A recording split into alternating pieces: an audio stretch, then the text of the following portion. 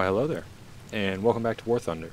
I'm Corny Swiss, and today, it's pretty special. Yesterday, 1.47 came out, which honestly to me was surprising.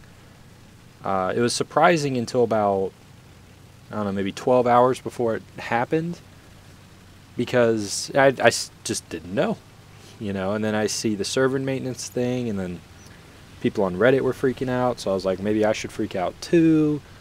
I ended up not freaking out, but 1.47 is here. I hope it's treating y'all well. There's so many changes, and not a ton in terms of sort of raw gameplay, I think of, like just the way the game functions. There's less physical changes than there were in 1.45, but there are lots and lots of changes, and a few of them you're going to see in this video, along with some very poor shooting to start off. And I'm going to talk about as many as I can remember. The first one that is kind of it's just aesthetic is when you drive, now dirt gets kicked up onto your tank. Well, that's pretty cool, honestly. It adds another layer of sort of graphical realism, and I like that. It's cool. Also, you can see behind me tracks are being dug into the ground, which is cool. Not every map will do that. And in some parts of some maps, it's actually significant where it can make that terrain almost impassable or very difficult to pass through for some tanks. We had a whole host of new vehicles. Well, I say a whole host. We had a few. We had, see, what do we have? We have 2 American premiums that came into the game. I haven't taken a huge look at them yet, but I know neither of them are that much different than their counterparts, the non-premium versions. But I'll certainly be taking a closer look at those. We have the mouse finally in the game. And this is actually the first game I played of 1.47, and I'm starting that mouse grind. I'm continuing my M47 grind. Hopefully I can get that soon. And then I think I'm going to focus on the Americans and the Germans, and then kind of take it to the Russians after I get one of the two. I don't like grinding like 3 different things, and now that ×2 has been taken away, which I don't know how I feel about them removing the first win of the day bonus. It's honestly, for me, it was kind of a motivation to get on. I mean, I didn't need motivation, but it was just another thing I could get on and do, is get my first win with all my nations, and I feel like I had a pretty reasonable day. Sometimes that's hard to do, but I do like that they've replaced it with sort of little boosters, if you call. Like I think you get a little, or at least today I got a little crate thing. And inside it, I got a 30% RP boost, which is cool. I mean, it's not as much as, it only rewards you if you play enough games. So it's kind of like the upside of it is greater than a raw ×2. But at least it's there, right? And this map, I'm going to take a little tangent. I hate it when the sun's to the back of the enemy. I cannot see whoever's shooting me. I think it's like an IS-2 or something like that. But I just cannot see them. And they're going to cause me some pain, but ultimately not the end of the world. And while I'm on a tangent, I want to say that I'm glad that there were a lot of people who did enjoy Phil posting videos, and we actually have a few more clips from 1.45 that'll be making their way onto the channel in the near future, because I'm going to try and get those clips pushed out so that 1.47 can be here, but I'll try and sprinkle them so that you get new patch content plus the old patch content. But there's some good clips we got, and we had a lot of fun making them. And I think Phil brings a good dynamic to the channel. He's way more, what's the right word for it? Maybe lighthearted, more cheery, less focused on, I guess, why things are happening, more focused on what happened. It's just his style, and it's good because it adds another element to the channel, and I'm glad that he's been able to find some time to help me out with some videos and put some content with him exclusively in it up on the channel, and hopefully we can continue to make that work for his busy schedule. So more of that to come. There's probably going to be more of us together, because it's a lot of moments that a lot of things happen that could turn in, that can be like something special in a video that sometimes get lost because it's either just me or just him, or I'm not recording a voiceover, or maybe I'm not recording my voice, I'm just recording the gameplay and I'm doing a voiceover like I am now. There's things that sometimes get lost, like the gut reactions and things like that, that, you know, it's nice to have, because they bring just a different element to the gameplay and to the channel and the videos, and that's really important. It helps sort of diversify and give people different things when they come to watch our channel, which, you know, is nice. I like seeing, I don't want to see the same thing every time. You know, I think that'd be boring. But this IS-2, oh, almost got back behind, not today. So more of that to come.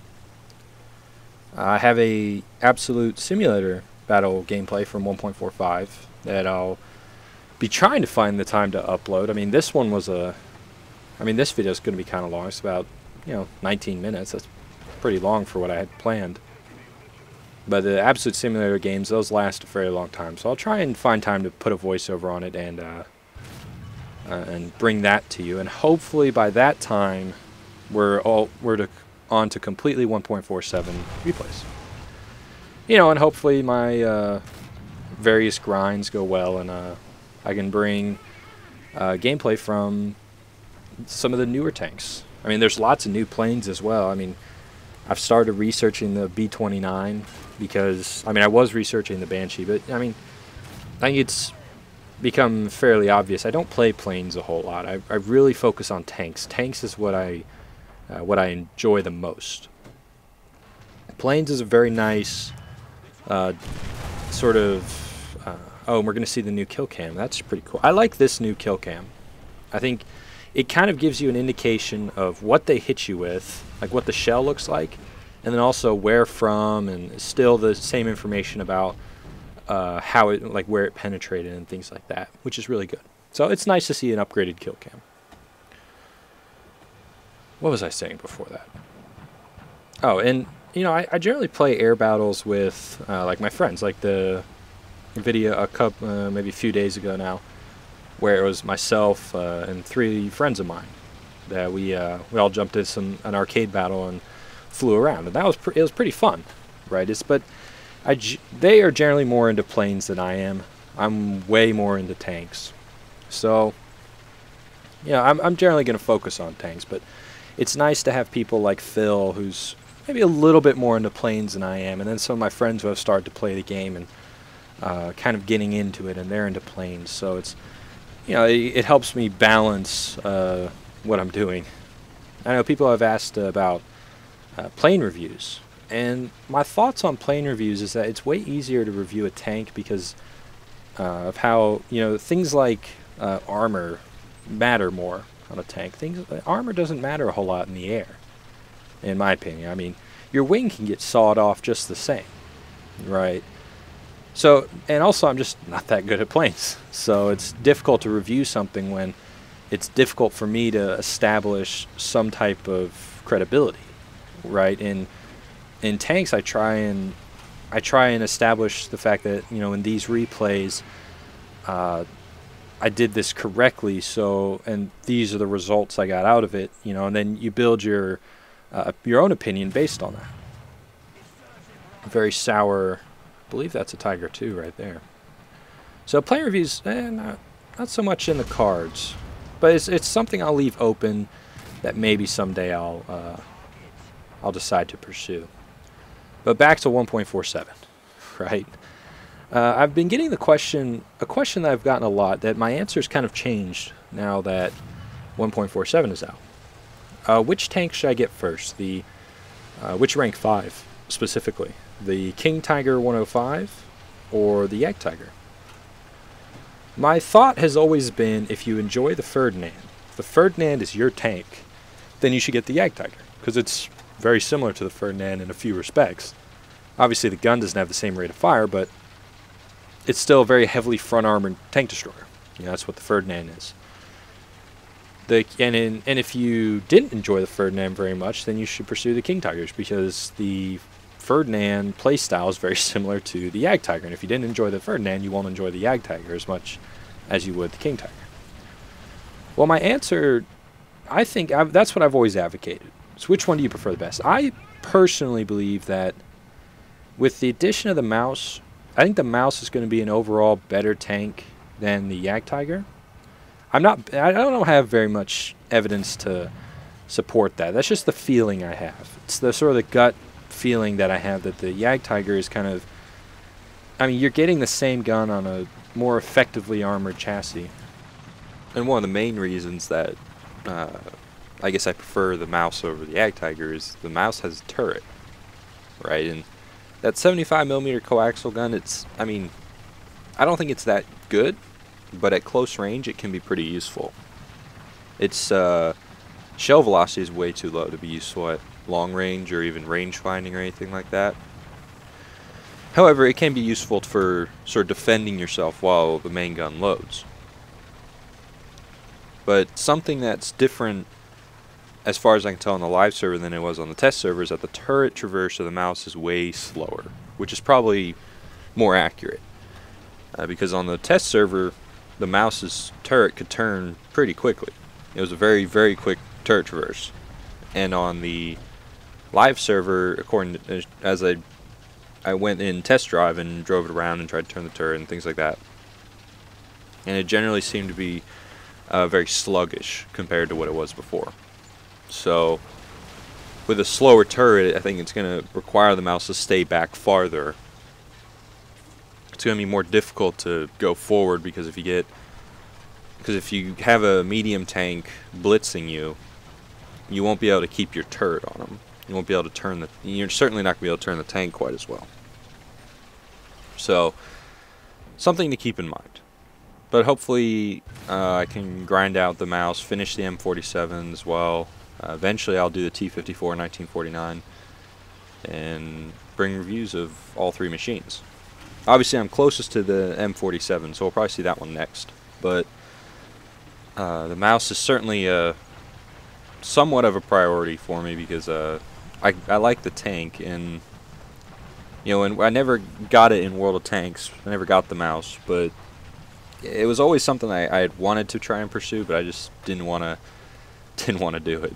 You know, I didn't want to bring myself to do it.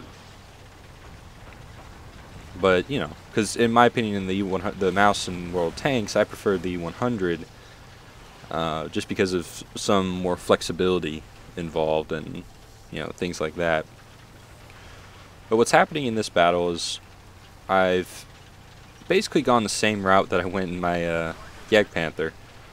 But now I'm back over here, and if I'd been a little bit quicker on the draw with this guy, probably could have gotten some damage in, maybe even scored the kill, but, you know, other guy kills him, which is fine.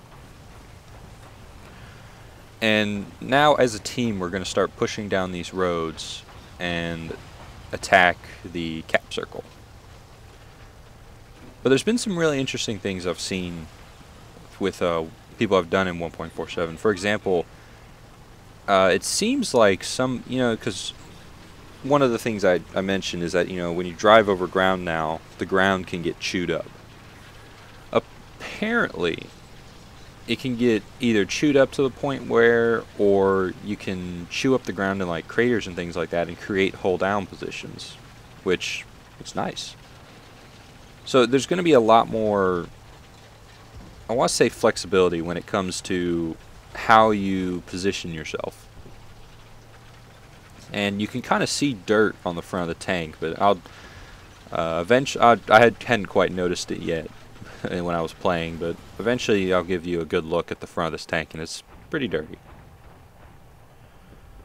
But 1.47 seems to do a lot of, I guess, almost aesthetic minor changes, or things that, you know, ought to be in the game, but haven't been in recent past. For example, with aircraft, you can open the canopy on some planes, and you can turn on little lights inside the cockpit, which I'm sure is useful when you're trying to read the gauges and things like that. You know, the heat effects off the muzzle of the gun when you fire the heat haze, and then just those trails for the planes when they're flying around. there's lots of cool things that 1.47 has brought in, and I hope you've been enjoying the patch as much as I have. Haven't been able to play as much as I'd like, but you know, gonna be probably be grinding the German 6.7 battle rating for a while. I've kind of decided that the Tiger 2H and my premium Yak Panther are the ones I'll probably be using to grind out the mouse. I don't really want to upgrade to the King Tiger 105, not because I don't like the tank, but just because I kind of prefer, I don't know, it's a love-hate relationship with the King Tiger 105. The main reason I don't want to use it is that it runs into, 8.0 tanks, aka IS-4s, T-54s. And it's, its position in the world hasn't necessarily changed. Even it does have the better engine now, which makes it quicker. But that's not enough to really take it to sort of the level where you can play at in the King Tiger with the Henschel turret, because there aren't tanks that can just there aren't that many tanks that can just blow through your armor like no one's business. A Tiger 2H can take some hits. The King Tiger, he can take a hit, but it needs some help a lot of times. They have to, especially with the introduction of higher penetration shells for some of the 8.0 battle rating Russian tanks. Something I haven't really been, what's the word for it? I haven't delved into yet, but I certainly will be. I'll probably play some Russian tanks when I get bored of American and German tanks, which probably won't take long. I generally don't like playing just one nation's tanks unless I'm really trying to grind something, which might be the case when I'm trying to get the mouse. But anyway, so I hope the patch is treating you well. Hopefully we can get the mouse quickly, hopefully we can get the M47 quickly, and hopefully we can get the all the different modifications and such as quick as possible, so I can hopefully bring you reviews of those in a timely manner. Because I prefer to, especially when it comes to reviews, I would much rather play the tank for a while, get some. I usually try and play the tank until I feel like I've had enough consistent, I guess, success to justify saying that this is what I think about it. Whether it's, now it depends what that success is. Now the success for that tank may be determined by something else. SU-152 is going to be dangerous. So if a tank is just really struggles, then success is not dying. But if a tank is treating me very, very well, then success is a little higher than that. But anyway, fun. This was a fun game to sort of introduce me to the patch. This is the first game I loaded up, like I said, and all my I did have a Tiger 2 skin, and I'll try and show it in another video, but I do have a skin for it. But it wasn't selected, and I didn't realize it till too late. I thought, oh, dirt, it's kind of cool. And if you're kind of quick enough, or you notice that the heat haze effects are actually pretty cool. Right? It's a very nice little addition. But anyway, I want to thank you guys for watching. Hopefully I talked about enough of things in 1.47 to give you an idea of what's happened, but I'll certainly be trying to explore every change when I have a little bit more time to do so, because obviously it's not just the new machines. There's other things, there's battle rating changes I need to look at, and all kinds of things. But anyway, thanks for watching. I've been CornySwiss. I'll see you next time.